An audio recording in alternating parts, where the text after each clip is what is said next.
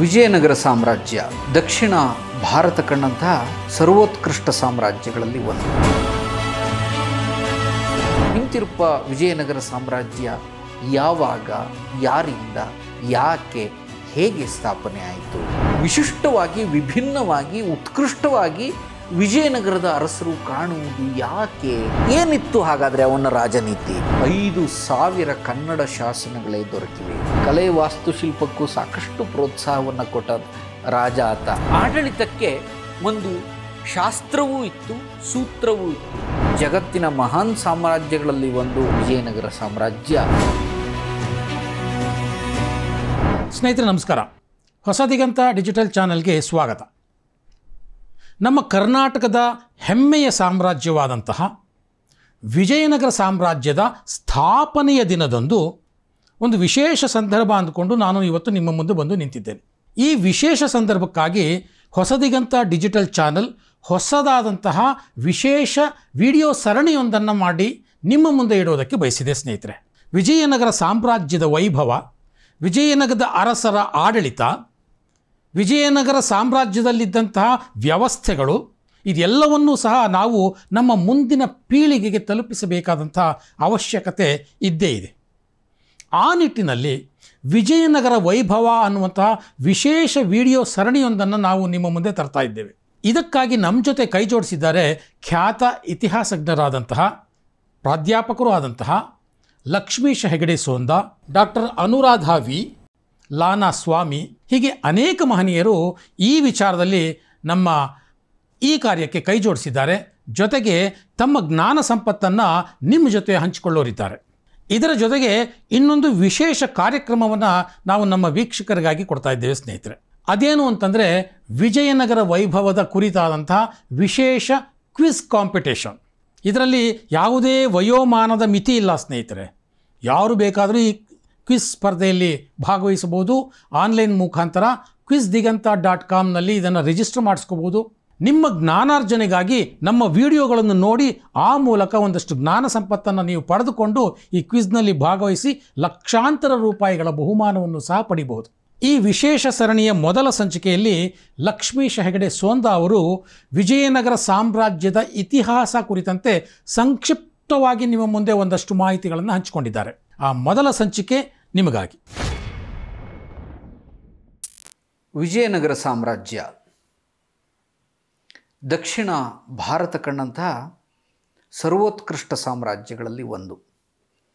ವಿಜಯನಗರ ಸಾಮ್ರಾಜ್ಯವನ್ನು ನಾವು ಕರ್ನಾಟಕದ ಆಡಳಿತದ ಸುವರ್ಣ ಯುಗ ಅಥವಾ ಕರ್ನಾಟಕದ ಇತಿಹಾಸದ ಸುವರ್ಣ ಯುಗ ಅಂತ ನಾವು ಪರಿಗಣಿಸ್ತೇವೆ. ಯಾಕೆ ಅಂತಂದರೆ ಎಲ್ಲ ಕ್ಷೇತ್ರಗಳಲ್ಲೂ ಆದಂತಹ ಸಮಗ್ರವಾದ ಅಭಿವೃದ್ಧಿಯನ್ನು ದೃಷ್ಟಿಯಲ್ಲಿ ಇರಿಸಿಕೊಂಡು ಆಡಿದ ಮಾತಿದು ಸುವರ್ಣ ಯುಗ.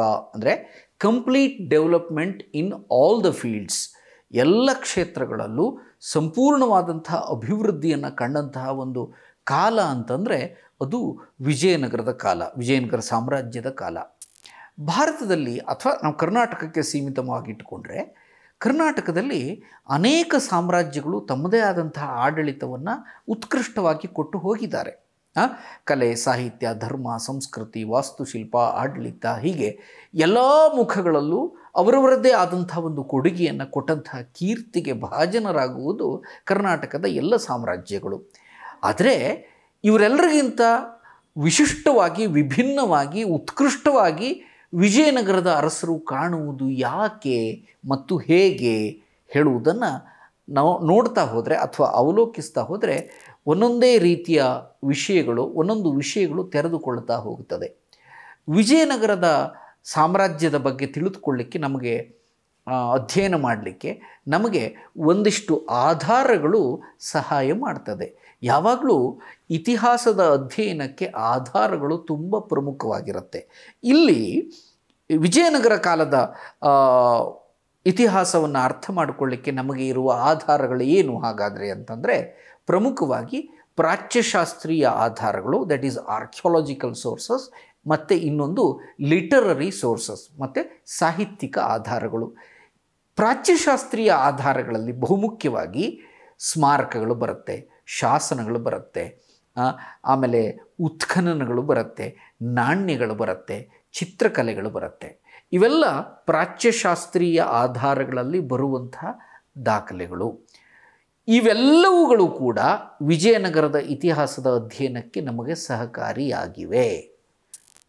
ಇನ್ನು ಸಾಹಿತ್ಯಿಕ ಆಧಾರಗಳಲ್ಲೂ ಕೂಡ ವಿಶೇಷವಾಗಿ ವಿದೇಶಿ ಸಾಹಿತ್ಯ, ದೇಶಿ ಸಾಹಿತ್ಯ, ಈ ಎರಡೂ ಮಾದರಿಯ ಸಾಹಿತ್ಯ ಪ್ರಕಾರಗಳು ವಿಜಯನಗರದ ಇತಿಹಾಸವನ್ನು ಅರ್ಥೈಸಿಕೊಳ್ಳಲಿಕ್ಕೆ ನಮಗೆ ಸಹಕಾರಿಯಾಗಿದೆ. ಹಾಗಾದರೆ ಇಂತಿರುಪ ವಿಜಯನಗರ ಸಾಮ್ರಾಜ್ಯ ಯಾವಾಗ, ಯಾರಿಂದ, ಯಾಕೆ, ಹೇಗೆ ಸ್ಥಾಪನೆ ಆಯಿತು? ಮೂಲ ಪ್ರಶ್ನೆಯನ್ನು ಮಾಡಿಕೊಂಡಾಗ ಈ ಸಾಮ್ರಾಜ್ಯ ಕ್ರಿಸ್ತಶಕ 1336 ಏಪ್ರಿಲ್ 18ರಂದು ಸ್ಥಾಪನೆ ಆಗುತ್ತೆ. ವಿಜಯನಗರ ಸಾಮ್ರಾಜ್ಯ ಎಂಬ ಹೆಸರು ಬರಲಿಕ್ಕೂ ಕೂಡ ಒಂದು ಕಾರಣ ಇದೆ. ಆ ಸಂದರ್ಭ ಹೇಗಿತ್ತು, 14ನೇ ಶತಮಾನದ ಮಧ್ಯಭಾಗ ಅಥವಾ ಆರಂಭದ ಕಾಲ ಹೇಗಿತ್ತು ಅಂತಂದರೆ, ಮಹಮ್ಮದೀಯರ ದಾಳಿ ದಕ್ಷಿಣ ಭಾರತದಲ್ಲಿ ತುಂಬ ಹೆಚ್ಚಾದಂಥ ಸಮಯ. ಅದರಲ್ಲೂ ವಿಶೇಷವಾಗಿ ಮೊಹಮ್ಮದ್ ಬಿನ್ ತುಘಲಕ್ನ ಒಂದು ಆಡಳಿತಕ್ಕೆ ಸಿಕ್ಕಿ ನಲುಗಿದಂತಹ ಸಂದರ್ಭ. ಸೇವುಣರು, ಕಾಕತೀಯರು, ಹೊಯ್ಸಳರು ಇವರೆಲ್ಲ ಅವನನ್ನು ಎದುರಿಸುವಲ್ಲಿ ಒಂದರ್ಥದಲ್ಲಿ ವಿಫಲರಾಗಿದ್ದರು. ಅಂಥ ಒಂದು ಸಂದರ್ಭದಲ್ಲಿ, ಅಂಥ ಸಂದಿಗ್ಧ ಪರಿಸ್ಥಿತಿಯಲ್ಲಿ ತಲೆ ಎತ್ತಿ ಹಿಂದೂ ಸಂಸ್ಕೃತಿ, ಹಿಂದೂ ಧರ್ಮ ಇದನ್ನು ರಕ್ಷಣೆ ಮಾಡಲಿಕ್ಕೆ ಹುಟ್ಟಿಕೊಂಡಂಥ ಒಂದು ಸಾಮ್ರಾಜ್ಯವೇ ವಿಜಯನಗರ ಸಾಮ್ರಾಜ್ಯ. ಹೀಗಾಗಿ ಅದಕ್ಕೆ ವಿಜಯನಗರ ಎಂಬ ಹೆಸರು ಬಂತು. ತುಂಗಭದ್ರಾ ನದಿಯ ದಂಡೆಯ ಮೇಲೆ ಹಂಪಿಯಲ್ಲಿ ರಾಜಧಾನಿ ತಲೆ ಎತ್ತಿ ನಿಲ್ಲುತ್ತದೆ. ಹಂಪಿಯನ್ನು ಆನೆಗುಂದಿ, ಹಂಪಿ ಇವೆಲ್ಲ ಅದರ ರಾಜಧಾನಿಗಳು. ಹಂಪಿ ಪ್ರಧಾನ ರಾಜಧಾನಿಯಾಗಿ ಗುರುತಿಸ್ಕೊಳ್ಳುತ್ತೆ ಇತಿಹಾಸದಲ್ಲಿ. ಹಂಪಿಯನ್ನು ರಾಜಧಾನಿಯನ್ನಾಗಿ ಮಾಡಿಕೊಂಡು 1336ರಿಂದ ಅಧಿಕೃತವಾಗಿ 1565ರವರೆಗೆ ಆಳ್ವಿಕೆ ಮಾಡಿದ್ರು. ಆ ನಂತರ ಪತನದ ನಂತರ 1646ರವರೆಗೆ ಅದು ಅಸ್ತಿತ್ವದಲ್ಲಿತ್ತು. ವಿಜಯನಗರ ಸಾಮ್ರಾಜ್ಯ ಅಸ್ತಿತ್ವದಲ್ಲಿತ್ತು. ಈ ಸಾಮ್ರಾಜ್ಯವನ್ನು ಯಾರು ಸ್ಥಾಪನೆ ಮಾಡಿದ್ರು? ಈ ಸಾಮ್ರಾಜ್ಯದ ಸ್ಥಾಪಕರು ಹರಿಹರ ಮತ್ತು ಬುಕ್ಕರಾಯ ಸಹೋದರರಿರುವರು. ಸಂಗಮ ವಂಶದ ಇಬ್ಬರು ಸಹೋದರರಾದ ಹಕ್ಕ ಮತ್ತು ಬುಕ್ಕರಿಂದ ವಿಜಯನಗರ ಸಾಮ್ರಾಜ್ಯ ಸ್ಥಾಪಿಸಲ್ಪಡ್ತು. ಪ್ರೇರಕರಾಗಿ ಒಂದು ಶಕ್ತಿ ಹಿಂದೆ ಇತ್ತು. ಆ ಶಕ್ತಿ ಬೇರೆ ಯಾವುದೂ ಅಲ್ಲ, ಪೂಜ್ಯ ವಿದ್ಯಾರಣ್ಯರು. ವಿದ್ಯಾರಣ್ಯರ ಪ್ರೇರಣೆಯ ಪ್ರತಿಫಲವಾಗಿ ಪ್ರಾರಂಭವಾದಂಥ ಒಂದು ಸಾಮ್ರಾಜ್ಯವೇ ವಿಜಯನಗರ ಸಾಮ್ರಾಜ್ಯ. ವಿದ್ಯಾರಣ್ಯರ ಅನುಗ್ರಹ, ಮಾರ್ಗದರ್ಶನ, ಪ್ರೇರಣೆ ಇವು ಮೂರೂ ಕೆಲಸ ಮಾಡಿತ್ತು. ಆ ಸಂದರ್ಭದಲ್ಲಿ ಅವರ ಪ್ರೇರಣೆಯ ಪ್ರತಿಫಲವಾಗಿ ಹರಿಹರ ಮತ್ತು ಬುಕ್ಕರು ಈ ಸಾಮ್ರಾಜ್ಯವನ್ನು ಕಟ್ಟಿದರು. 4 ವಂಶಸ್ಥರು ಸುಮಾರು 200 ವರ್ಷಗಳ ಕಾಲ ಆಳ್ವಿಕೆ ಮಾಡಿದ್ರು. ಸಂಗಮ, ಸಾಳುವ, ತುಳುವ ಮತ್ತು ಅರವೀಡು ಈ 4 ವಂಶಜರು ಈ ಸಾಮ್ರಾಜ್ಯವನ್ನು ಆಳ್ವಿಕೆ ಮಾಡ್ತಾರೆ. ವರಾಹವನ್ನು ಲಾಂಛನವನ್ನಾಗಿ ಮಾಡಿಕೊಂಡ್ರು. ಪ್ರತಿ ಸಾಮ್ರಾಜ್ಯಕ್ಕೂ ಒಂದೊಂದು ಲಾಂಛನ ಇರುತ್ತೆ. ವಿಜಯನಗರದ ಸಾಮ್ರಾಜ್ಯದ ಲಾಂಛನ ಯಾವುದು ಅಂತಂದರೆ ವರಾಹ ಲಾಂಛನ. ವರಾಹ ಲಾಂಛನವನ್ನು ಇವರು ತಮ್ಮ ರಾಜಲಾಂಛನವನ್ನಾಗಿ ಮಾಡಿಕೊಂಡು ಆಳ್ವಿಕೆಯನ್ನು ಸುಮಾರು ಒಂದು 200 ವರ್ಷಗಳ ಕಾಲ ಮಾಡಿದ್ರು. ಈ 200 ವರ್ಷಗಳ ಆಳ್ವಿಕೆಯಲ್ಲಿ ಅನೇಕ ಅರಸರುಗಳು ಬಂದು ಹೋಗುತ್ತಾರೆ. ಆ ಅನೇಕರಲ್ಲಿ ಪ್ರಮುಖವಾಗಿ ನಮಗೆ ದೇವರಾಯ, 1ನೇ ದೇವರಾಯ, 2ನೇ ದೇವರಾಯ, ಪ್ರೌಢದೇವರಾಯ, ಕೃಷ್ಣದೇವರಾಯ, ರಾಮರಾಯ ಅಂದರೆ ಅಳಿಯ ರಾಮರಾಯ ಇವರೆಲ್ಲರೂ ಪ್ರಮುಖ ಅರಸರಾಗಿ ನಮಗೆ ದಾಖಲೆಗಳಲ್ಲಿ ಗೋಚರಿಸ್ತಾರೆ. ಇವರ ಕಾಲದ ಸುಮಾರು 5000 ಕನ್ನಡ ಶಾಸನಗಳೇ ದೊರಕಿವೆ. ಯಾಕೆ ನಾನು ಕನ್ನಡ ಶಾಸನಗಳು ಅಂತಲೇ ಹೇಳ್ತಾ ಇದ್ದೇನೆ ಅಂತಂದರೆ, ಇವರ ಮೂಲದ ಬಗ್ಗೆ ಒಂದಷ್ಟು ಭಿನ್ನಾಭಿಪ್ರಾಯಗಳಿದ್ದರೂ ಕೂಡ ಕೊನೆಯಲ್ಲಿ ಗೆದ್ದದ್ದು ಕನ್ನಡ ಮೂಲವೇ. ತೆಲುಗು ಮೂಲ, ತಮಿಳು ಮೂಲ ಮತ್ತು ಕನ್ನಡ ಮೂಲ. ಅಂದರೆ ವಿಜಯನಗರ ಸಾಮ್ರಾಜ್ಯದ ಮೂಲ ಪುರುಷರು ತೆಲುಗು ಮೂಲದವರು, ತಮಿಳು ಮೂಲದವರು, ಕನ್ನಡ ಮೂಲದವರು ಒಬ್ಬೊಬ್ಬರು ಒಂದೊಂದು ರೀತಿಯ ಅಭಿಪ್ರಾಯವನ್ನು ಕೊಡ್ತಾರೆ ಇತಿಹಾಸಕಾರರು. ಆದರೆ ಕೊನೆಯಲ್ಲಿ ಗೆದ್ದದ್ದು ಯಾವುದು, ಅಧಿಕೃತಗೊಂಡಿದ್ದು ಯಾವುದು ಅಂದರೆ ಕನ್ನಡ ಮೂಲವೇ, ಕನ್ನಡಿಗರೇ, ಕನ್ನಡ ಸಾಮ್ರಾಜ್ಯವೇ, ಅಪ್ಪಟ ಕನ್ನಡಿಗ ಸಾಮ್ರಾಜ್ಯ ಇದು ವಿಜಯನಗರ ಸಾಮ್ರಾಜ್ಯ. ಹೀಗಾಗಿ ಅವರ 5000 ಶಾಸನಗಳು, ಕನ್ನಡ ಶಾಸನಗಳು ಹೆಚ್ಚಾಗಿ ಕಂಡುಬರುತ್ತವೆ. ತಮಿಳುನಾಡಿನಲ್ಲಿ ದೊರೆತವೂ ಕೂಡ ಕನ್ನಡ ಶಾಸನಗಳೇ ಆಗಿವೆ. ಅದು ಬಹಳ ಮುಖ್ಯವಾಗಿ ಸಿಗತ್ತೆ ನಮಗೆ. ಅವ್ರದ್ದು ಆಂಧ್ರ, ತಮಿಳುನಾಡು, ಕರ್ನಾಟಕ ಇವೆಲ್ಲ ಅವರ ಸಾಮ್ರಾಜ್ಯ ವ್ಯಾಪ್ತಿಯ ಪ್ರಮುಖ ಪ್ರದೇಶಗಳಾಗಿದ್ದರೂ ಕೂಡ ಕನ್ನಡ ನಾಡು ಅವರ ಮೂರ್ಧನ್ಯ ಸ್ಥಾನವಾಗಿ ಗುರುತಿಸ್ಕೊಂಡಿತ್ತು. ತಮಿಳುನಾಡಿನ ಅನೇಕ ಪ್ರದೇಶಗಳು ಕೂಡ ಅವರ ಸಾಮ್ರಾಜ್ಯದ ವ್ಯಾಪ್ತಿಯಲ್ಲಿ ಬಂದಿದ್ದರೂ ಕೂಡ, ಆಂಧ್ರ ಪ್ರದೇಶದ ಅನೇಕ ಪ್ರದೇಶಗಳು ಕೂಡ ಅವರ ವ್ಯಾಪ್ತಿಯಲ್ಲಿ ಬಂದಿದ್ದರೂ ಕೂಡ ಅವರ ಮೂರ್ಧನ್ಯ ಸ್ಥಾನ, ಪ್ರಧಾನ ಸ್ಥಾನ ಯಾವುದಾಗಿತ್ತು ಅಂತಂದರೆ ಅದು ಕರ್ನಾಟಕ ಆಗಿತ್ತು. ಕರ್ನಾಟಕದ ಎಲ್ಲ ಆಲ್ಮೋಸ್ಟ್ ದಕ್ಷಿಣ ಭಾರತವನ್ನು ಅವರು ತಮ್ಮ ಸುಪರ್ದಿಯಲ್ಲಿ ಇಟ್ಟುಕೊಂಡು 200 ವರ್ಷಗಳ ಕಾಲ ಉತ್ಕೃಷ್ಟವಾದಂಥ ಆಡಳಿತವನ್ನು ಕೊಟ್ಟರು. ಕಲೆ, ಸಾಹಿತ್ಯ, ಧರ್ಮ, ಸಂಸ್ಕೃತಿ, ವಾಸ್ತುಶಿಲ್ಪ ಈ ಎಲ್ಲ ಕ್ಷೇತ್ರಗಳಿಗೂ ವಿಪುಲವಾದ ಕೊಡುಗೆಯನ್ನು ಕೊಟ್ಟಂಥ ಕೀರ್ತಿ ವಿಜಯನಗರ ಸಾಮ್ರಾಜ್ಯದ ಅರಸರಿಗೆ ಸಲ್ಲುತ್ತದೆ. ಹೀಗಾಗಿ ಇಂಥ ಒಂದು ಸಾಮ್ರಾಜ್ಯ ಕ್ರಿಸ್ತಶಕ 1336 ಏಪ್ರಿಲ್ 18ರಂದು ತಲೆ ಎತ್ತಿ ನಿಲ್ಲುತ್ತದೆ ಹರಿಹರ ಮತ್ತು ಬುಕ್ಕರಾಯರಿಂದ. ಆ ನಂತರ 1565ರವರೆಗೂ ತಮ್ಮ ಆಡಳಿತವನ್ನು ಮುನ್ನಡೆಸಿಕೊಂಡು ಹೋಗಿ ಈ ಸಾಮ್ರಾಜ್ಯ ಕೊನೆಗೆ ಮತ್ತೆ ಅದೇ ಮಹಮ್ಮದೀಯರ ದಾಳಿಗೆ ಸಿಲುಕಿ ಆ ಪತನವನ್ನು ಕಾಣುತ್ತದೆ. ತಾಳಿಕೋಟೆ ಯುದ್ಧದಲ್ಲಿ ಅದು ಪತನವನ್ನು ಕಾಣ್ತದೆ. ಸಂಗಮ ವಂಶ, ಸಾಳುವ ವಂಶ, ತುಳುವ ವಂಶ, ಅರವೀಡು ವಂಶ ಈ 4 ವಂಶಗಳು ವಿಜಯನಗರ ಸಾಮ್ರಾಜ್ಯವನ್ನು ಬೇರೆ ಬೇರೆ ಕಾಲಘಟ್ಟದಲ್ಲಿ ಆಳ್ವಿಕೆಯನ್ನು ಮಾಡಿದಂಥವರು.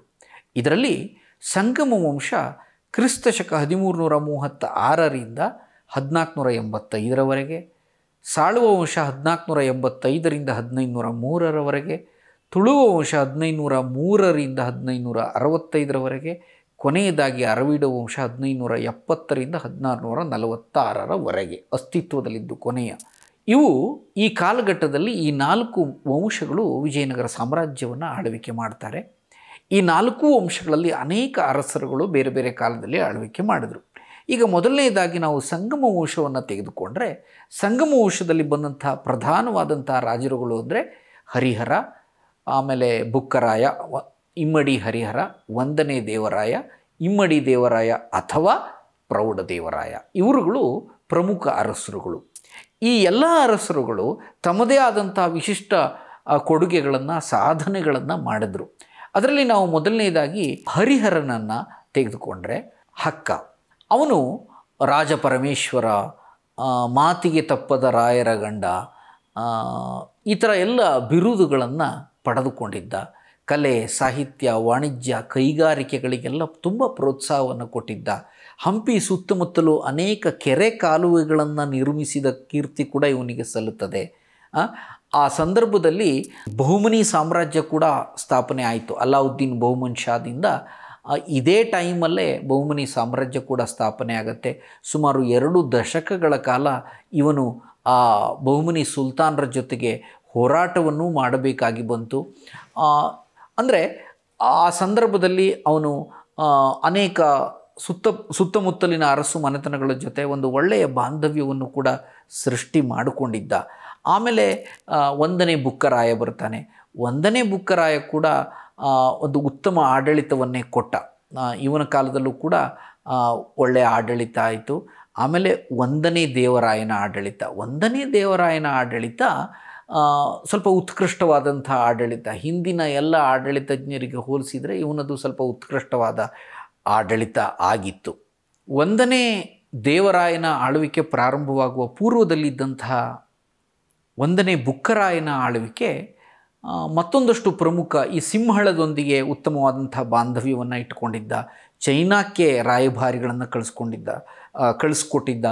ಮತ್ತು ಗಂಗಾಂಬಿಕೆ, ಅವನ ಪತ್ನಿ ಗಂಗಾಂಬಿಕೆ ಮಧುರಾ ವಿಜಯಂದಲ್ಲಿ ಇವನ ಸಾಧನೆಗಳನ್ನು ವಿವರಿಸ್ತಾಳೆ.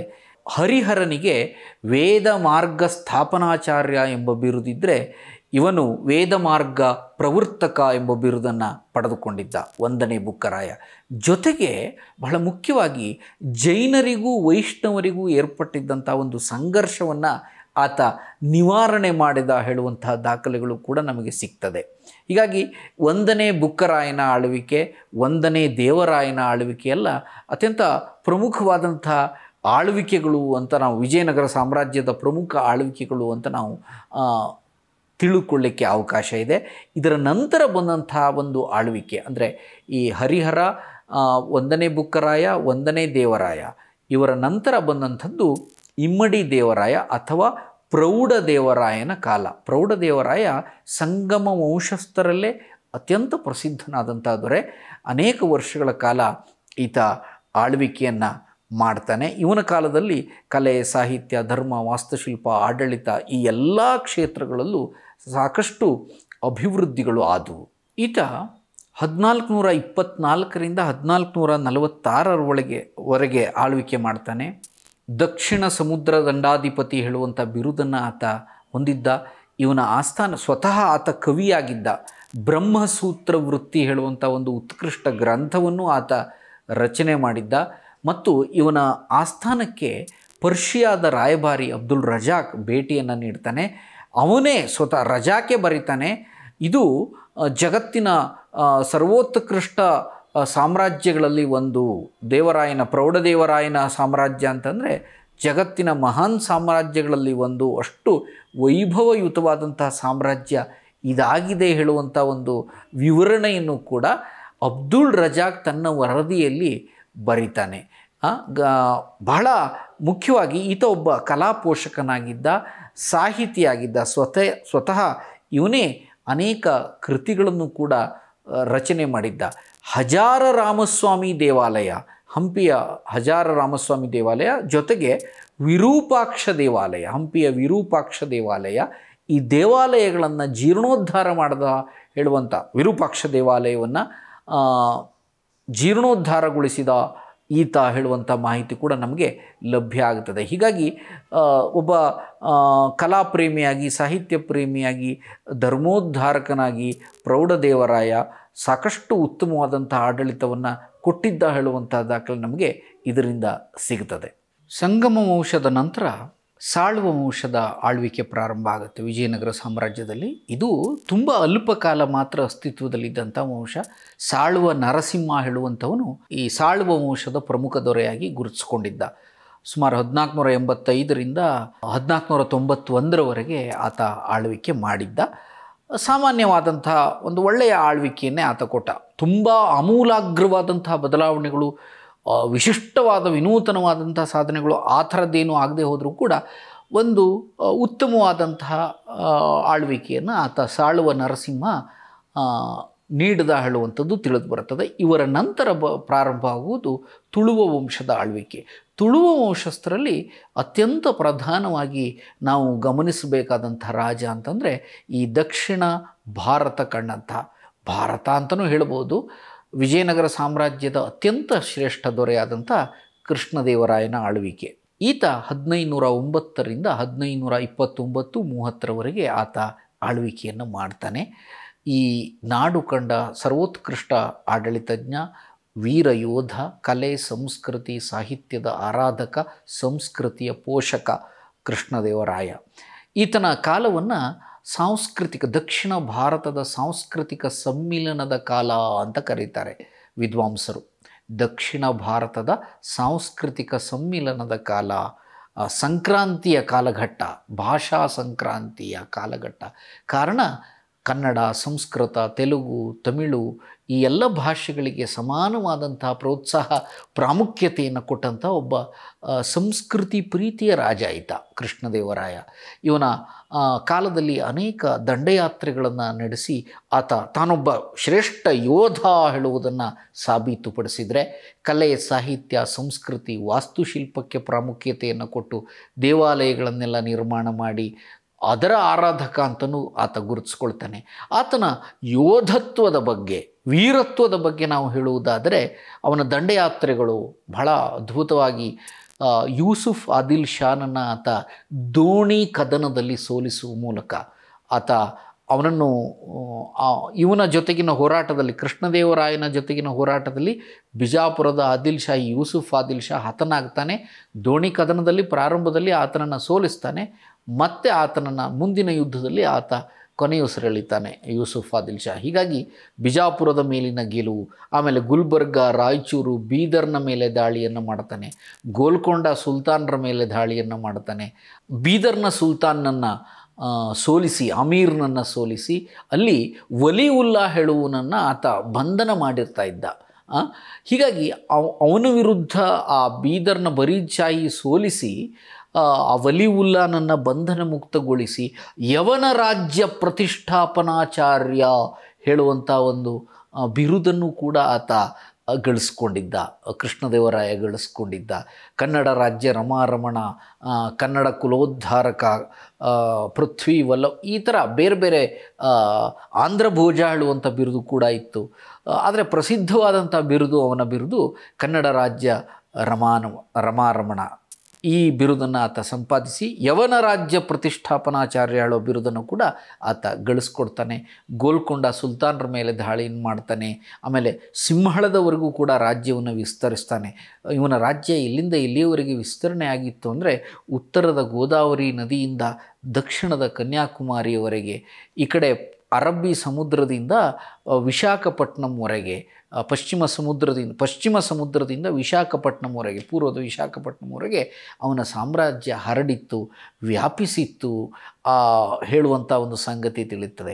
ಸ್ವತಃ ಒಬ್ಬ ಸಾಹಿತಿಯಾಗಿದ್ದ, ಕಲಾಪ್ರೇಮಿಯಾಗಿದ್ದ, ಅಮುಕ್ತ ಮೌಲ್ಯದ, ರಸಮಂಜರಿ, ಉಷಾ ಪರಿಣಯ, ಜಾಂಬವತಿ ಕಲ್ಯಾಣ, ಮಾದಲಶ್ಚರಿತೆ, ಇನ್ನೂ ಅನೇಕ ಕೃತಿಗಳನ್ನು ಸ್ವತಃ ಕನ್ನಡ ಸಂಸ್ಕೃತ ಸಾಹಿತ್ಯದಲ್ಲಿ ಉದ್ದಾಮ ಪಂಡಿತನಾಗಿದ್ದಂಥ ಕೃಷ್ಣದೇವರಾಯ ಸ್ವತಃ ರಚನೆ ಮಾಡಿದ್ದು ನಮಗೆ ಕಂಡುಬರುತ್ತೆ. ಅವನ ಆಸ್ಥಾನದಲ್ಲಿ ಅಷ್ಟದಿಗ್ಗಜರುಗಳಿದ್ದರು. ತೇನಾಲಿ ರಾಮಕೃಷ್ಣ, ಅಲ್ಲಾಸಾನಿ, ಪೆದ್ದನ್ನ ಮುಂತಾದ ಘನ ವಿದ್ವಾಂಸರನ್ನು ಒಳಗೊಂಡ ಅಷ್ಟದಿಗ್ಗಜರುಗಳು ಆತನ ಆಸ್ಥಾನದಲ್ಲಿದ್ದರು. ಕಲೆ ವಾಸ್ತುಶಿಲ್ಪಕ್ಕೂ ಸಾಕಷ್ಟು ಪ್ರೋತ್ಸಾಹವನ್ನು ಕೊಟ್ಟ ರಾಜ ಆತ. ಹಜಾರ ರಾಮಸ್ವಾಮಿ ದೇವಾಲಯ, ಕೃಷ್ಣಸ್ವಾಮಿ ದೇವಾಲಯ, ವಿಠ್ಠಲ ದೇವಾಲಯ, ಮಹಾನವಮಿ ದಿಬ್ಬ, ಏಕಶಿಲಾ ರಥ, ಇವೆಲ್ಲ ಹಂಪಿಯ ಈ ಶ್ರೇಷ್ಠ ಉತ್ಕೃಷ್ಟ ಸ್ಮಾರಕಗಳೆಲ್ಲ ನಿರ್ಮಾಣ ಆದದ್ದು ಇದೇ ಕೃಷ್ಣದೇವರಾಯನ ಕಾಲಾವಧಿಯಲ್ಲಿ. ಹೀಗಾಗಿ ಈತನ ಈ ಸುಮಾರು 2 ದಶಕಗಳ ಆಳ್ವಿಕೆ ಇದೆಯಲ್ಲ, ಇವನ ಈ 2 ದಶಕಗಳ ಆಳ್ವಿಕೆ ಅತ್ಯಂತ ಉತ್ಕೃಷ್ಟವಾದಂಥ ಆಳ್ವಿಕೆ, ವಿಜಯನಗರ ಸಾಮ್ರಾಜ್ಯದ ಶ್ರೇಷ್ಠ ಆಳ್ವಿಕೆ. ಇವನ ನಂತರ ಅಚ್ಯುತರಾಯ, ಸದಾಶಿವರಾಯ, ರಾಮರಾಯ ಇವರೆಲ್ಲ ಆಳ್ವಿಕೆಗೆ ಬರ್ತಾರೆ. ಕೊನೆಯದಾಗಿ ರಾಮರಾಯ ಆಳ್ವಿಕೆಯಲ್ಲಿ ಇದ್ದಾಗ ವಿಜಯನಗರ ಸಾಮ್ರಾಜ್ಯ ಪತನವನ್ನು ಕಾಣುತ್ತದೆ. ವಿಜಯನಗರದ ಆಡಳಿತ ಪದ್ಧತಿ ಭಾರತದ ಸಾಂಪ್ರದಾಯಿಕ ಆಡಳಿತ ಪದ್ಧತಿಯ ಮುಂದುವರೆದ ಭಾಗವಾಗಿತ್ತು.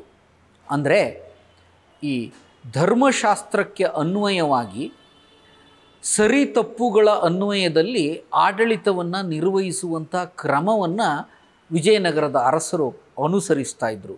ದುಷ್ಟ ಶಿಕ್ಷಣ, ಶಿಷ್ಟ ರಕ್ಷಣ, ದುಷ್ಟರನ್ನು ಶಿಕ್ಷಿಸುವುದು, ಶಿಷ್ಟರನ್ನು ರಕ್ಷಿಸುವ ಒಂದು ಕ್ರಮದಲ್ಲಿ ವಿಜಯನಗರದ ಆಡಳಿತವಿತ್ತು.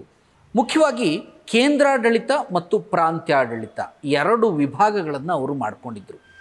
ಇಡೀ ವ್ಯವಸ್ಥೆಗೆ, ಕೇಂದ್ರ ಮತ್ತು ಪ್ರಾಂತ್ಯ, ಈ ಇಡೀ ವ್ಯವಸ್ಥೆಗೆ ಅರಸನೇ ಪ್ರಮುಖನಾಗಿರ್ತಾ ಇದ್ದ. ಅರಸನ ಆಸ್ಥಾನವೇ ಸರ್ವೋಚ್ಚ ನ್ಯಾಯಾಲಯವಾಗಿತ್ತು. ಅವನ ತೀರ್ಪೇ ಅಂತಿಮ ತೀರ್ಪಾಗಿತ್ತು. ಯಾವಾಗಲೂ ಅರಸನ ಆಯ್ಕೆ ವಂಶ ಪಾರಂಪರ್ಯದ ಪದ್ಧತಿಯ ಪ್ರಕಾರ ನಡೀತಾ ಇತ್ತು. ಅಂದರೆ ಅರಸನ ಮಗನೇ ಮುಂದೆ ಯುವರಾಜನಾಗಿ, ಮುಂದೆ ಆತ ಅರಸನಾಗುವುದು, ಹೀಗೆ ಮುಂದುವರೆದ ಭಾಗವಾಗಿ ವಂಶ ಪಾರಂಪರ್ಯತೆ ಅರಸನ ಆಯ್ಕೆಯಲ್ಲಿ ನಡೀತಾ ಇತ್ತು. ಅಲ್ಲಿ ರಾಜಪುರೋಹಿತರು ಅಥವಾ ಹಿರಿಯ ಮಾರ್ಗದರ್ಶಕರು ಇವರೆಲ್ಲರ ಅನುಸಾರವಾಗಿ ಅರಸನ ಆಯ್ಕೆಯ ಕ್ರಮ ಇರ್ತಾ ಇತ್ತು. ಸಾಮಾನ್ಯವಾಗಿ ಯುವರಾಜರಿಗೆ ಪ್ರಾಂತ್ಯಗಳ ಜವಾಬ್ದಾರಿಯನ್ನು ಕೊಡ್ತಾಯಿದ್ರು, ರಾಜ್ಯಪಾಲರನ್ನಾಗಿ ಮಾಡ್ತಾಯಿದ್ರು ಯುವರಾಜರನ್ನು. ಮತ್ತು ಕೆಲವೊಮ್ಮೆ ಈ ರಾಯಲ್ ಫ್ಯಾಮಿಲಿ ಮೆಂಬರ್ಸ್ ಅಂತ ಏನಿದೆಯಲ್ಲ, ಈ ವಿಜಯನಗರ ಸಾಮ್ರಾಜ್ಯದ ವಂಶಸ್ಥರು, ಬೇರೆ ಬೇರೆ ಅವರ ರಕ್ತ ಸಂಬಂಧಿಗಳು ಇತ್ಯಾದಿ, ಅವರಿಗೂ ಕೂಡ ಪ್ರಾಂತ್ಯಗಳ ಜವಾಬ್ದಾರಿಯನ್ನು ಕೊಡ್ತಾ ಇದ್ದಂತಹ ಉದಾಹರಣೆಗಳು ನಮಗೆ ಇತಿಹಾಸದ ಪುಟಗಳಲ್ಲಿ ಸಿಗುತ್ತವೆ. ಮುಖ್ಯವಾಗಿ ಅರಸನಿಗೆ ಆಡಳಿತದಲ್ಲಿ ಸಹಾಯವನ್ನು ಮಾಡುವ ಸಲುವಾಗಿ ಅನೇಕ ಅಧಿಕಾರಿಗಳು, ಮಂತ್ರಿಗಳೆಲ್ಲ ಇರ್ತಾಯಿದ್ರು. ಜೊತೆಗೆ ಪ್ರಧಾನಿ, ಮಹಾಮಂತ್ರಿ, ಮಂತ್ರಿ, ದಂಡನಾಯಕ, ಸೇನಾಪತಿ, ಆಮೇಲೆ ರಾಜಪುರೋಹಿತರು. ಹೀಗಾಗಿ ಇವರೆಲ್ಲರೂ ವಿದ್ವಾಂಸರು, ಕಲಾವಿದರು, ಇವರೆಲ್ಲ ಅವರ ಆಸ್ಥಾನದಲ್ಲಿ ಇರ್ತಾಯಿದ್ರು. ರಾಯಸ, ಆಪ್ತ ಕಾರ್ಯದರ್ಶಿಯನ್ನು ರಾಯಸ ಅಂತ ಕರಿತಾ ಇದ್ರಂತೆ. ಪ್ರಧಾನ ಕಾರ್ಯದರ್ಶಿಯನ್ನು ರಾಯಸ ಸ್ವಾಮಿ ಅಂತ ಕರೀತಾ ಇದ್ರಂತೆ. ಹೀಗಾಗಿ ಕೇಂದ್ರಾಡಳಿತ ವ್ಯವಸ್ಥೆ ಬಹಳ ಅಚ್ಚುಕಟ್ಟಾಗಿ ಇತ್ತು. ಯಾವ ರೀತಿಯಲ್ಲಿ ಅವರು ಆಡಳಿತವನ್ನು ಅನುಸರಿಸ್ತಾ ಇದ್ರು ಅಂತಂದರೆ, ಧರ್ಮದ ಆಧಾರದಲ್ಲಿ ಆಡಳಿತವನ್ನು ನಡೆಸಬೇಕು, ಮಾನವೀಯ ಮೌಲ್ಯ ಧರ್ಮಗಳ ಆಧಾರದ ಮೇಲೆ ಆಡಳಿತವನ್ನು ನಡೆಸಬೇಕು ಹೇಳುವಂತಹ ನಿರ್ಧಾರಕ್ಕೆ ಅವರು ಕಟಿಬದ್ಧರಾಗಿದ್ದರು. ಇದು ವಿಜಯನಗರ ಆಡಳಿತದ ಪ್ರಧಾನವಾದಂಥ ಲಕ್ಷಣ ಆಗಿತ್ತು. ಇನ್ನು ಪ್ರಾಂತ್ಯಾಡಳಿತ ಅಂತ ಬಂದರೆ, ಆಡಳಿತದ ಅನುಕೂಲತೆಗೋಸ್ಕರ ಅವರು ಸಾಮ್ರಾಜ್ಯವನ್ನು ಅನೇಕ ಪ್ರಾಂತ್ಯಗಳಾಗಿ ವಿಭಜನೆ ಮಾಡಿಕೊಂಡಿದ್ದರು. ದಾಖಲೆಗಳ ಪ್ರಕಾರ ವಿಜಯನಗರ ಸಾಮ್ರಾಜ್ಯ 6 ಪ್ರಧಾನ ಪ್ರಾಂತ್ಯಗಳಲ್ಲಿ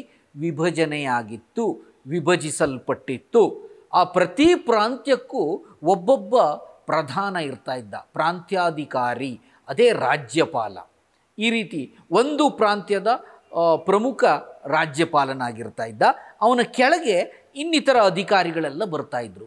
ಉದಾಹರಣೆಗೆ ಈಗ ನಾವು ರಾಜ್ಯ, ಜಿಲ್ಲೆ, ತಾಲೂಕು, ಗ್ರಾಮ ಹೀಗೆಲ್ಲ ಮಾಡ್ಕೋತೀವಲ್ಲ, ಅದೇ ರೀತಿಯಲ್ಲಿ ಆಗ ವಿಷಯ, ನಾಡು, ಕಂಪಣ, ಪ್ರಾಂತ್ಯ, ವಿಷಯ, ನಾಡು, ಕಂಪಣ ಈ ರೀತಿಯ 4 ಪ್ರಧಾನ. ಆಮೇಲೆ ಸೀಮೆ ಕೂಡ ಇತ್ತು. ಗ್ರಾಮ ಆಡಳಿತದ ಅತ್ಯಂತ ಸಣ್ಣ ಘಟಕವಾಗಿತ್ತು. Which was the smallest unit of the empire ಅಂತ ಕೇಳಿದರೆ, ವಿಲೇಜ್ ಇಟ್ ಸೆಲ್ಫ್, ಹಳ್ಳಿಯೇ ಅತ್ಯಂತ ಸಣ್ಣ ಘಟಕವಾಗಿತ್ತು. ಒಂದು ಸಾಮ್ರಾಜ್ಯದ ಅತ್ಯಂತ ಸಣ್ಣ ಘಟಕ ಗ್ರಾಮ. ನಾಡು, ವಿಷಯ, ಕಂಪಣ, ಸೀಮೆ, ಗ್ರಾಮ ಇದೆಲ್ಲದಕ್ಕೂ ಪ್ರಮುಖವಾಗಿ ಪ್ರಾಂತ್ಯ. ಹೀಗೆ ಆಡಳಿತದ ಅನುಕೂಲತೆಗಾಗಿ ಈ ರೀತಿಯ ವಿಭಜನೆಗಳನ್ನು ಅವರು ಮಾಡಿಕೊಂಡಿದ್ದರು. ಪ್ರತಿ ಘಟಕಗಳಿಗೂ ಒಬ್ಬೊಬ್ಬ ಪ್ರಧಾನ ಇರ್ತಾ ಇದ್ದ, ಒಬ್ಬೊಬ್ಬ ಪ್ರಮುಖ ಇರ್ತಾ ಇದ್ದ, ಅವರು ನೋಡ್ಕೊಳ್ತಾ ಇದ್ರು. ಈಗ ಉದಾಹರಣೆಗೆ ಹಳ್ಳಿಗಳಲ್ಲಿ ಗೌಡ ಮತ್ತು ಶಾನುಭೋಗ ಇವರು ಆಡಳಿತದ ಪ್ರಧಾನ ನೇತೃತ್ವವನ್ನು ವಹಿಸ್ಕೊಳ್ತಾ ಇದ್ದರು ವಿಜಯನಗರ ಕಾಲಾವಧಿಯಲ್ಲಿ. ಈಗ ಚೋಳರ ಆಡಳಿತದ ಮಾದರಿಯಲ್ಲೇ ಗ್ರಾಮಾಡಳಿತಕ್ಕೆ ಇವರ ಕಾಲದಲ್ಲೂ ಕೂಡ ಪ್ರಾಮುಖ್ಯತೆ ದೊರಕಿದ ಬಗ್ಗೆ ನಮಗೆ ಸಾಕಷ್ಟು ದಾಖಲೆಗಳು ಸಿಗ್ತದೆ. ಇನ್ನು ಸೈನ್ಯಾಡಳಿತ ಅಂತ ಬಂದರೆ ಚತುರಂಗ ಬಲ, ಕಾಲ್ದಳ, ಅಶ್ವದಳ, ಗಜದಳ ಮತ್ತು ನೌಕಾದಳ ಈ ಎಲ್ಲ ದಳಗಳು ಕೂಡ ವಿಜಯನಗರ ಸೈನ್ಯದಲ್ಲಿದ್ದು ಬೃಹತ್ ಸೈನ್ಯ ಇತ್ತು. ವಿಜಯನಗರದ ಸೈನ್ಯ ತುಂಬ ದೊಡ್ಡ ಪ್ರಮಾಣದ ಸೈನ್ಯ ಆಗಿತ್ತು. ಒಂದು ದಾಖಲೆಗಳ ಪ್ರಕಾರ ಮ್ಯಾಕ್ಸಿಮಮ್ ಅಂತಂದರೆ 7,30,000 ಸೈನ್ಯ. ಅದು ಅವರ ಸೈನ್ಯದ ತುಂಬ ದೊಡ್ಡ ಬಲ ಆಗಿತ್ತು. 7.5 ಲಕ್ಷ ಸೈನಿಕರನ್ನು ಹೊಂದಿದ್ದ ಅತ್ಯಂತ ಬೃಹತ್ ಸೈನ್ಯ ವಿಜಯನಗರದ ಸೈನ್ಯವಾಗಿತ್ತು. ಹೀಗಾಗಿ ಅವರ ನ್ಯಾಯಾಡಳಿತ ಅಂತ ಬಂದರೆ, ಈಗ ಒಂದು ವ್ಯವಸ್ಥೆಗೆ ನ್ಯಾಯವನ್ನು ಕೊಡುವ ಸಂದರ್ಭದಲ್ಲಿ ಪ್ರಧಾನ ನ್ಯಾಯಾಧೀಶ ರಾಜನೇ ಆಗಿರ್ತಾ ಇದ್ದ. ರಾಜನ ಆಸ್ಥಾನವೇ ಅಂತಿಮ ತೀರ್ಪಿನ ಸ್ಥಾನವಾಗಿತ್ತು. ಸುಪ್ರೀಂ ಕೋರ್ಟ್ ಅರಸನ ಆಸ್ಥಾನವೇ ಅಂತಿಮ ತೀರ್ಪಿನ ಸ್ಥಾನವಾಗಿತ್ತು. ಕೊನೆಯ ತೀರ್ಮಾನವನ್ನು, ಪ್ರಧಾನ ತೀರ್ಮಾನವನ್ನು ಅವನೇ ಕೊಡ್ತಾ ಇದ್ದ. ಇನ್ನು ಬೇರೆ ಬೇರೆ ಶಿಕ್ಷೆಗಳಿದ್ದವು. ಬೇರೆ ಬೇರೆ ತಪ್ಪುಗಳಿಗೆ ಬೇರೆ ಬೇರೆ ಶಿಕ್ಷೆಗಳು. ಈಗ ಸಣ್ಣ ಪುಟ್ಟ ತಪ್ಪುಗಳಿಗೆ ದಂಡವನ್ನು ವಿಧಿಸುವುದು, ಆನಂತರ ಇನ್ನೂ ಸ್ವಲ್ಪ ದೊಡ್ಡ ಪ್ರಮಾಣದ ತಪ್ಪಿಗೆ ಆನೆಯ ಕಾಲಿನಿಂದ ತುಳಿಸುವುದು, ಅಗ್ನಿದಿವ್ಯ ಹೇಳುವಂಥ ಒಂದು ಶಿಕ್ಷೆ, ಬೇರೆ ಬೇರೆ ರೀತಿಯ, ಆಮೇಲೆ ಜೀವಾವಧಿ ಶಿಕ್ಷೆ, ಶಿರಚ್ಛೇದನ, ಈ ರೀತಿಯ ಬೇರೆ ಬೇರೆ ರೀತಿಯ ಕ್ರಮಗಳು, ಚಡಿಯೇಟು, ಸಣ್ಣ ಪುಟ್ಟ ತಪ್ಪುಗಳಿಗೆ ಚಡಿಯೇಟು, ಅನೇಕ ರೀತಿಯ ದಂಡವನ್ನು ವಿಧಿಸುವುದು, ಬೇರೆ ಬೇರೆ ರೀತಿಯ ಶಿಕ್ಷೆಗಳೆಲ್ಲ ಆ ಸಂದರ್ಭದಲ್ಲಿ ಇದ್ದ ಬಗ್ಗೆ ನಮಗೆ ದಾಖಲೆಗಳು ಸಿಗುತ್ತವೆ. ಒಟ್ಟಾರೆಯಾಗಿ ವಿಜಯನಗರ ಸಾಮ್ರಾಜ್ಯದ ಆಡಳಿತಕ್ಕೆ ಒಂದು ಶಾಸ್ತ್ರವೂ ಇತ್ತು, ಸೂತ್ರವೂ ಇತ್ತು. ಶಾಸ್ತ್ರ ಮತ್ತು ಸೂತ್ರ ಇವೆರಡರ ಅನ್ವಯ ವಿಜಯನಗರದ ಆಡಳಿತಕ್ಕೊಂದು ಕ್ರಮಬದ್ಧತೆ ಇದ್ದ ಬಗ್ಗೆ ನಮಗೆ ವಿಜಯನಗರದ ದಾಖಲೆಗಳು ಪುಷ್ಟಿಯನ್ನು ಕೊಡ್ತವೆ. ಅದು ದೇಶೀಯ ಬರವಣಿಗೆಗಳಿರ್ಬೋದು, ವಿದೇಶೀಯ ಬರವಣಿಗೆಗಳಿರ್ಬೋದು. ವಿಜಯನಗರ ಸಾಮ್ರಾಜ್ಯಕ್ಕೆ ಅನೇಕ ವಿದೇಶಿ ಬರಹಗಾರಗಳು ಭೇಟಿ ನೀಡ್ತಾರೆ. ನಿಕೆಟಿನ್ ಇರ್ಬೋದು, ಪರ್ಷಿಯಾದ ಅಬ್ದುಲ್ ರಜಾಕ್ ಇರ್ಬೋದು, ಅನೇಕ ಬಾರ್ಬೋಸಾ ಇರ್ಬೋದು, ತುಂಬ ಜನ ವಿದೇಶಿ ಬರಹಗಾರರು ಈ ಪ್ರದೇಶಕ್ಕೆ ಬಂದು ಅವರು ಕಂಡದ್ದನ್ನು ಅವರು ವರದಿಯಲ್ಲಿ ವಿವರಿಸಿದ್ದಾರೆ. ನಿಕೆಟಿನ್, ಬಾರ್ಬೋಸಾ, ಅಬ್ದುಲ್ ರಜಾಕ್ ಈ ಮುಂತಾದ ವಿದೇಶಿ ಬರಹಗಾರರುಗಳೆಲ್ಲ ವಿಜಯನಗರದ ಆಸ್ಥಾನಕ್ಕೆ ಭೇಟಿಯನ್ನು ಕೊಟ್ಟು ತಮ್ಮ ವರದಿಗಳಲ್ಲಿ ವಿಜಯನಗರದ ವೈಭವವನ್ನು ವಿವರಿಸಿದ್ದಾರೆ. ಹೀಗಾಗಿ ಅವರ ಆಡಳಿತದ ಸೂತ್ರ ಹಿಂದಿನ ಸಾಮ್ರಾಜ್ಯಗಳು ಹಾಕಿಕೊಟ್ಟ ಆ ಸಂಪ್ರದಾಯದ ಮುಂದುವರೆದ ಭಾಗವೇ ಆಗಿತ್ತು ಹೇಳುವಂಥದ್ದು ನಮಗೆ ದಾಖಲೆಗಳ ಪುಟದಿಂದ ಸಿಗುತ್ತವೆ. ಇದು ವಿಜಯನಗರದ ಒಂದು ಆಡಳಿತದ ವ್ಯವಸ್ಥೆ ಆಗಿತ್ತು. ಭಾರತ ಅನೇಕ ಯುದ್ಧಗಳಿಗೆ ಸಾಕ್ಷಿಯಾದಂಥ ನಾಡು. ಆದರೆ ಎಲ್ಲ ಯುದ್ಧಗಳಿಗೂ ಐತಿಹಾಸಿಕ ಪ್ರಾಮುಖ್ಯತೆಗಳು ಅಷ್ಟೊಂದು ಪ್ರಮಾಣದಲ್ಲಿಲ್ಲ, ಮತ್ತು ಎಲ್ಲ ಯುದ್ಧಗಳು ಅಷ್ಟೊಂದು ಪ್ರಸಿದ್ಧ ಯುದ್ಧಗಳಲ್ಲ. ಅದರಲ್ಲಿ ಕೆಲವು ಯುದ್ಧಗಳನ್ನು ಮಾತ್ರ ನಾವು ತುಂಬ ಪ್ರಮುಖ ಯುದ್ಧಗಳು ಅಂತ ಪರಿಗಣಿಸ್ತೇವೆ, ನಿರ್ಣಾಯಕ ಯುದ್ಧಗಳು ಅಂತ ಪರಿಗಣಿಸ್ತೇವೆ. ಅವುಗಳಲ್ಲಿ ಒಂದು ತಾಳಿಕೋಟೆ ಯುದ್ಧ ಅಥವಾ ರಕ್ಕಸ ತಂಗಡಿ ಯುದ್ಧ. ರಕ್ಕಸಗಿ ತಂಗಡಗಿ ಎಂಬ ಹಳ್ಳಿ ಅದು. ಅಲ್ಲಿ ಆ ಪ್ರದೇಶದಲ್ಲಿ ನಡೆದಂಥ ಯುದ್ಧ ಇದಾದ್ದರಿಂದ ಈ ರೀತಿಯ ಹೆಸರಿನಲ್ಲಿ ಅದು ಇತಿಹಾಸದ ಪುಟಗಳಲ್ಲಿ ಗುರುತಿಸಿಕೊಂಡಿತು. ಇದು 27 ದಿನಗಳ ಕಾಲ ನಡೆದಂತಹ ಭಾರತದ ನಿರ್ಣಾಯಕ ಯುದ್ಧಗಳಲ್ಲಿ ಒಂದು. ಯಾಕಿಷ್ಟು ಪ್ರಾಮುಖ್ಯತೆ ಈ ಯುದ್ಧಕ್ಕೆ ಬಂತು ಅಂತಂದರೆ, ದಕ್ಷಿಣ ಭಾರತ ಕಂಡ ಸರ್ವೋತ್ಕೃಷ್ಟ ರಾಜಮನೆತನವಾದಂಥ ವಿಜಯನಗರ ಸಾಮ್ರಾಜ್ಯದ ಪತನಕ್ಕೆ ಕಾರಣವಾದಂಥ ಯುದ್ಧ, ಅದರ ನಾಶಕ್ಕೆ ಕಾರಣವಾದಂಥ ಯುದ್ಧ ಇದಾದ್ದರಿಂದ ಇದಕ್ಕೆ ಒಂದು ನಿರ್ಣಾಯಕವಾದಂಥ ಪ್ರಾಮುಖ್ಯತೆ ಇತಿಹಾಸದಲ್ಲಿ ಬಂದಿದೆ. 27 ದಿನಗಳ ಕಾಲ ಈ ಯುದ್ಧ ನಡೆದಿತ್ತು. ಜನವರಿ 23, 1565ರಿಂದ ಈ ಯುದ್ಧ ಪ್ರಾರಂಭ ಆಗುತ್ತೆ. 27 ದಿನಗಳ ಕಾಲ ನಡೆಯುತ್ತೆ ಈ ಯುದ್ಧ. ಈ ಯುದ್ಧದಲ್ಲಿ ವಿಜಯನಗರ ಸಾಮ್ರಾಜ್ಯದ ನೇತೃತ್ವವನ್ನು ವಹಿಸಿಕೊಂಡದ್ದು ಅಳಿಯ ರಾಮರಾಯ, ರಾಜ ರಾಮರಾಯ ಹೇಳುವಂಥವನು ನೇತೃತ್ವವನ್ನು ವಹಿಸಿಕೊಂಡಿದ್ದ. ಜೊತೆಗೆ ಅವನ ಸಹೋದರರು ಕೂಡ ಇದ್ದರು, ಅವನ ಜೊತೆಗೆ ಸಹಭಾಗಿತ್ವದಲ್ಲಿದ್ದರು. ಇಲ್ಲಿ ಯುದ್ಧಕ್ಕೆ ಪ್ರಮುಖವಾದಂಥ ಕಾರಣಗಳು ಅಂತಂದರೆ ರಾಜಕೀಯ ಕಾರಣಗಳು ಇದೆ. ಒಂದು ಏನು ಅಂತಂದರೆ, ಈ ಬಿಜಾಪುರದ ಆದಿಲ್ ಶಾಹಿಗಳು, ಸುಲ್ತಾನರು ಅಥವಾ ಬಹುಮನಿ ಸುಲ್ತಾನರು ರಾಯಚೂರನ್ನು ತಮಗೆ ಬಿಟ್ಟುಕೊಡ್ಲಿಕ್ಕೆ ಕೇಳ್ತಾರೆ. ಇಲ್ಲ, ಬಿಟ್ಟುಕೊಡಲ್ಲ ಅಂತ ರಾಮರಾಯ ತಿರಸ್ಕಾರ ಮಾಡಿದಾಗ ಯುದ್ಧ ಪ್ರಾರಂಭ ಆಗತ್ತೆ. ಇನ್ನೂ ಒಂದು ಕಾರಣವನ್ನು ಕೊಡ್ತಾರೆ, ರಾಮರಾಯನ ರಾಜನೀತಿ ಇದಕ್ಕೆ ಕಾರಣ ಅಂತ. ಏನಿತ್ತು ಹಾಗಾದರೆ ಅವನ ರಾಜನೀತಿ? ರಾಮರಾಯನ ರಾಜನೀತಿ ವಿಮರ್ಶೆ ಪ್ರಕಾರ, ಅಂದರೆ ಬಹುತೇಕ ಇತಿಹಾಸಕಾರರು ಅಥವಾ ಇತಿಹಾಸ ತಜ್ಞರು ಉಲ್ಲೇಖಿಸಿದ ಹಾಗೆ ಒಡೆದು ಆಳುವ ನೀತಿಯನ್ನು ಆತ ಅನುಸರಿಸ್ತಾ ಇದ್ದ. ಅದು ಆ ಸಂದರ್ಭದಲ್ಲಿ ನಾವು ತಪ್ಪು ಅಂತ ಹೇಳಲಿಕ್ಕೆ ಆಗಲ್ಲ. ಯಾಕೆಂತಂದರೆ ಅದು ಆ ಸಂದರ್ಭದ ಒಂದು ರಾಜ ನೈಪುಣ್ಯತೆ. ಈಗ ಬಹುಮನಿ ಸುಲ್ತಾನರು ಗೋಲ್ಕೊಂಡ, ಬಿಜಾಪುರ, ರಾಯಚೂರು, ಬೀದರ್, ಬೇರೆ ಬೇರೆ ಸುಲ್ತಾನರುಗಳೆಲ್ಲ ಇದ್ರಲ್ಲ, ಆ ಎಲ್ಲ ಸುಲ್ತಾನರುಗಳಲ್ಲಿ ಅವನು ಅವರನ್ನು ಡಿವೈಡ್ ಮಾಡಿ ರೂಲ್ ಮಾಡ್ತಾ ಇದ್ದ. ಇಟ್ಸ್ ಅ ಟ್ಯಾಕ್ಟಿಕ್ಸ್, ಅದೊಂದು ಟ್ಯಾಕ್ಟಿಕ್ಸ್, ಅದು ವಾರ್ ಪಾಲಿಟಿಕ್ಸ್ ಅಥವಾ ವಾರ್ ಟ್ಯಾಕ್ಟಿಕ್ಸ್ ಅಂತ ನಾವು ಕರಿತೇವೆ. ಸೊ ಅದು ಒಬ್ಬ ರಾಜನ ದೃಷ್ಟಿಯಲ್ಲಿ ನೋಡಿದ್ರೆ ತಪ್ಪಲ್ಲ. ನಾವು ಸೈದ್ಧಾಂತಿಕ ನಿಲುವಲ್ಲಿ ತಪ್ಪು ಅನಿಸಿದರೂ ಕೂಡ ರಾಜನಾತೆಯಲ್ಲಿ ಅದು ತಪ್ಪು ಅಂತ ಹೇಳಲಿಕ್ಕೆ ಆಗಲ್ಲ. ಒಟ್ಟಾರೆಯಾಗಿ ಅದು ಒಂದು ಕಾರಣ ಆಯಿತು ಅಂತ ಹೇಳ್ತಾರೆ. ಕೊನೆಯಲ್ಲಿ ಅವನ ಈ ಒಡೆದು ಆಳುವ ನೀತಿಯನ್ನು ಅರ್ಥ ಮಾಡಿಕೊಂಡಂಥ ಬಹುಮನಿಯ ಸುಲ್ತಾನರು ಎಲ್ಲರೂ ಸೇರಿ ಒಗ್ಗಟ್ಟಿನಿಂದ ಇವನ ಮೇಲೆ ಅಟ್ಯಾಕ್ ಮಾಡ್ತಾರೆ. ಜನವರಿ 23, 1565ರಂದು ಅಟ್ಯಾಕ್ ಮಾಡ್ತಾರೆ. ಅಟ್ಯಾಕ್ ಮಾಡಿ ಆ 27 ದಿನಗಳ ಕಾಲದ ಯುದ್ಧದಲ್ಲಿ ವಿಜಯನಗರ ಸಾಮ್ರಾಜ್ಯ ಸೋಲನ್ನು ಕಾಣ್ತದೆ. 7 ಲಕ್ಷ ಸೈನ್ಯ, ಅಷ್ಟೊಂದು ಬೃಹತ್ ಸೈನ್ಯ ಇರುವಂಥ ಒಂದು ಕಾಲದಲ್ಲಿ 7,30,000 ಸೈನ್ಯ ಇತ್ತಂತೆ ವಿಜಯನಗರದ ಸಾಮ್ರಾಜ್ಯದಲ್ಲಿ. ಲಕ್ಷಾಂತರ ಸೈನ್ಯ ಇದ್ದರೂ ಕೂಡ ಇವರು ಸೋತರು. ಯಾಕೆ ಸೋತರು ಅಂತಂದರೆ ಕೆಲವೊಂದಷ್ಟು ಕಾರಣಗಳಿದೆ. ಏನೇನು ಕಾರಣಗಳು? ಮೊದಲನೇದಾಗಿ ಬಹುಮುಖ್ಯವಾದಂಥ ಕಾರಣ ಅಂತಂದರೆ ಅವರ ಆಧುನಿಕ ಶಸ್ತ್ರಾಸ್ತ್ರಗಳು. ಈ ಸುಲ್ತಾನರ ಬಳಿ ಇದ್ದಂಥ ಆಧುನಿಕ ಶಸ್ತ್ರಾಸ್ತ್ರಗಳು ಮೊದಲನೇ ಕಾರಣ. ಅವರು ಫಿರಂಗಿಗಳನ್ನು ಉಪಯೋಗಿಸ್ತಾ ಇದ್ದರೆ, ಇವರು ಸಾಂಪ್ರದಾಯಿಕ ಬರ್ಚಿ, ಬಿಲ್ಲು, ಬಾಣ, ಖಡ್ಗ ಇವುಗಳನ್ನು ನಂಬಿಕೊಂಡಿದ್ದರು.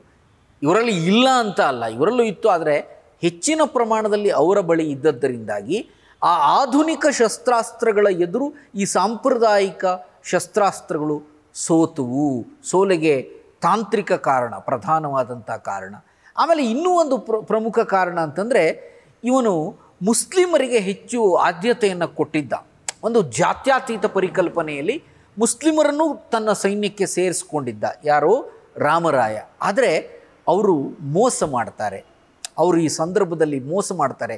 ವಿಶೇಷವಾಗಿ ಗಿಲಾನಿ ಸಹೋದರರು, ಸುಮಾರು 80,000 ಸೈನ್ಯದ ಪ್ರಮುಖರಾಗಿದ್ದಂತಹ ಗಿಲಾನಿ ಸಹೋದರರು ರಾಮರಾಯನಿಗೆ ಮೋಸ ಮಾಡಿ ಪಕ್ಷವನ್ನು ಬಿಟ್ಟು ವಿರೋಧಿ ಪಕ್ಷಕ್ಕೆ ಸೇರ್ಪಡೆಯಾಗುವುದರ ಮೂಲಕವಾಗಿ ಒಂದು ದೊಡ್ಡ ಮೋಸವೇ ಆಗಿ ಇವನ ಸೋಲಿಗೆ ಕಾರಣ ಆಯಿತು. ಮತ್ತು ಇವನ ಸಹೋದರರು ಕೂಡ ಆ ಸಂದರ್ಭದಲ್ಲಿ ಇವನನ್ನು ಬಿಟ್ಟು ಹೋಗಿಬಿಟ್ರು, ರಾಮರಾಯನ ಸಹೋದರರು. ಜೊತೆಯಲ್ಲಿ ಇನ್ನೊಂದು ಬಹುಮುಖ್ಯ ಕಾರಣ ಅಂದರೆ, ಯುದ್ಧೋನ್ಮಾದ, ಯುದ್ಧೋತ್ಸಾಹ ಇರಬೇಕಾಗಿದ್ದ ರಾಮರಾಯನಲ್ಲಿ ಅದು ಇರಲಿಲ್ಲ. ಯಾಕೆಂತಂದರೆ ಆ ಸಂದರ್ಭದಲ್ಲಿ ಅವನ ವಯಸ್ಸು 80 ಹತ್ರ ಆಗಿಬಿಟ್ಟಿತ್ತು. ಅವನು ತುಂಬ ಪ್ರಾಯಪ್ರಬುದ್ಧನಾಗಿದ್ದರಿಂದ, ಮುದುಕನೇ ಆಗಿದ್ದರಿಂದ ಅವನಿಂದ ತುಂಬ ನಿರೀಕ್ಷೆ ಮಾಡಲಿಕ್ಕೆ ಆಗಲಿಲ್ಲ. ಸೈನಿಕರು ಉತ್ಸಾಹವನ್ನು ಕಳ್ಕೊಂಡ್ರು. ಹೀಗಾಗಿ ಒಂದು ಸ್ಫೂರ್ತಿಯುತ ನಾಯಕತ್ವದ ಕೊರತೆ ಆ ಸಂದರ್ಭದಲ್ಲಿ ವಿಜಯನಗರದಲ್ಲಿ ಇದ್ದದ್ದರ ಪರಿಣಾಮಾರ್ಥವಾಗಿ, ಆ ಕೊರತೆ ಇದ್ದ ಕಾರಣಾರ್ಥವಾಗಿ ಅವರು ಸೋಲನ್ನು ಅನುಭವಿಸಬೇಕಾಗಿ ಬಂತು. ವಿಜಯನಗರ ಸಾಮ್ರಾಜ್ಯ ಈ ತಾಳಿಕೋಟೆ ಯುದ್ಧದಲ್ಲಿ ಸೋಲನ್ನು ಅನುಭವಿಸಬೇಕಾಗಿ ಬಂತು. ಜೊತೆಗೆ ಈ ಗಿಲಾನಿ ಸಹೋದರರು ಮಾಡಿದಂಥ ಮೋಸ ಕೂಡ ಕಾರಣ ಆಯಿತು. ಮತ್ತು ಶೈವ ಮತ್ತು ವೈಷ್ಣವರ ನಡುವೆ ಇದ್ದಂಥ ಬಿಕ್ಕಟ್ಟು ಕೂಡ ಒಂದು ಕಾರಣ ಅಂತ ವಿಮರ್ಶಿಸಲ್ಪಡ್ತದೆ. ಅಲ್ಲಿ ಆ ಭಾಗದಲ್ಲಿದ್ದಂಥ ಶೈವರಿಗೂ ವೈಷ್ಣವರಿಗೂ ಒಂದು ಸೈದ್ಧಾಂತಿಕ ಭಿನ್ನತೆ ಇತ್ತು, ಒಂದು ಧಾರ್ಮಿಕ ಕಲಹವೂ ಇತ್ತು, ಸೈದ್ಧಾಂತಿಕ ಭಿನ್ನತೆಯೂ ಇತ್ತು. ಹೀಗಾಗಿ ಹಿಂದೂ ಧರ್ಮದಲ್ಲಿ ಇದ್ದಂಥ ಈ ಒಂದು ಐಕ್ಯತೆಯ ಕೊರತೆಯನ್ನು ಮಹಮ್ಮದೀಯರು ಉಪಯೋಗಿಸಿಕೊಳ್ತಾರೆ, ಬಹುಮನಿ ಸುಲ್ತಾನರು ಉಪಯೋಗಿಸ್ಕೊಳ್ತಾರೆ. ಅವರು ನೋಡಿ, ಪರಸ್ಪರ ಬೇರೆ ಬೇರೆ ಆದರೂ ಕೂಡ ಯುದ್ಧದ ಸಂದರ್ಭದಲ್ಲಿ ಒಂದಾಗಿ ಇವನ ಮೇಲೆ ಅಟ್ಯಾಕ್ ಮಾಡ್ತಾರೆ. ಒಂದಾಗಿರಬೇಕಾದಂಥ ಇವರು ಆ ಕಾಲದಲ್ಲಿ ಬೇರೆ ಬೇರೆ ಆಗ್ತಾರೆ. ಹೀಗಾಗಿ ಇವರಲ್ಲಿ ಇದ್ದ ಆ ಐಕ್ಯತೆಯ ಕೊರತೆ, ಅವರಲ್ಲಿ ಇದ್ದ ಆ ಒಗ್ಗಟ್ಟು ಐಕ್ಯತೆ ಸೋಲಿಗೆ ಕಾರಣ ಆಯಿತು. ವಿಜಯನಗರದ ಸಾಮ್ರಾಜ್ಯದ ಸೋಲಿಗೆ ಕಾರಣ ಆಗತ್ತೆ. ಆ ಸೋಲಿನ ನಂತರದ ದೃಶ್ಯವು ತುಂಬ ಭೀಕರವಾಗಿತ್ತು. ಅವರು ತಮ್ಮ ಕ್ರೌರ್ಯಗಳನ್ನು ಪ್ರದರ್ಶಿಸ್ತಾರೆ. ಬಹುಮನಿ ಸುಲ್ತಾನರು ವಿಪರೀತ ಕ್ರೌರ್ಯವನ್ನು ಪ್ರದರ್ಶಿಸ್ತಾರೆ. ರಾಮರಾಯನ ರುಂಡವನ್ನು ಕತ್ತರಿಸಿ ತಮ್ಮ ಖಡ್ಗಕ್ಕೆ ಹಾಕಿ ಹಂಪಿಯನ್ನು ಸುತ್ತುವರೆದಂಥ ಆ ಮಟ್ಟದ ಕ್ರೌರ್ಯವನ್ನು ಅವರು ಪ್ರದರ್ಶಿಸ್ತಾರೆ. 5-6 ತಿಂಗಳುಗಳ ಕಾಲ ಹಂಪಿಯನ್ನು ದೋಚ್ತಾರೆ, ಲೂಟಿ ಮಾಡ್ತಾರೆ. ವೈಭವದ ಹಂಪಿ ಹಾಳು ಹಂಪಿಯಾಗಿ ಮಾರ್ಪಡ್ತದೆ. ಹಾಳು ಹಂಪಿ ಯಾಕಾಯಿತು ಅಂತಂದರೆ ಇದೇ ಕಾರಣಕ್ಕಾಗಿ. ಆ ಯುದ್ಧದ ನಂತರ ಆ ಪ್ರದೇಶದ ಮೇಲೆ ಆದಂತಹ ದಾಳಿ, ಅಲ್ಲಿ ನಡೆದಂತಹ ಅತ್ಯಾಚಾರ, ಅನಾಚಾರಗಳೆಲ್ಲ ಅವರ ಕ್ರೌರ್ಯದ ಮುಖವನ್ನು ಜಗತ್ತಿಗೆ ಪರಿಚಯಿಸಿಕೊಡ್ತು. ಅವರು ಯಾವ ಪ್ರಮಾಣದಲ್ಲಿ ಕ್ರೂರಿಗಳಾಗಿದ್ದರು ಹೇಳುವಂಥ ಒಂದು ಪರಿಚಯವನ್ನು ಯುದ್ಧದ ನಂತರದಲ್ಲಿ ಅವರು ಮಾಡಿದಂಥ ಒಂದು ಕಾರ್ಯ ತೋರಿಸ್ತದೆ. ಹೀಗಾಗಿ ಒಟ್ಟಾರೆಯಾಗಿ ಈ ವಿಜಯನಗರ ಸಾಮ್ರಾಜ್ಯ ಅದುವರೆಗೆ ಸುಮಾರು 2 ಶತಮಾನಗಳ ಕಾಲ ಭವ್ಯವಾದಂಥ ಆಡಳಿತವನ್ನು ಕೊಟ್ಟಂಥ ವಿಜಯನಗರ ಸಾಮ್ರಾಜ್ಯ ಈ 1565ರ ತಾಳಿಕೋಟೆ ಯುದ್ಧದ ಕಾರಣದಿಂದಾಗಿ ಅವನತಿಯನ್ನು ಕಾಣ್ತದೆ. ಇಲ್ಲಿಗೆ ಈ ವಿಜಯನಗರ ಸಾಮ್ರಾಜ್ಯದ ನೇರವಾದ ಆಳ್ವಿಕೆ ಕೂಡ ಮುಕ್ತಾಯವನ್ನು ಕಾಣುತ್ತದೆ.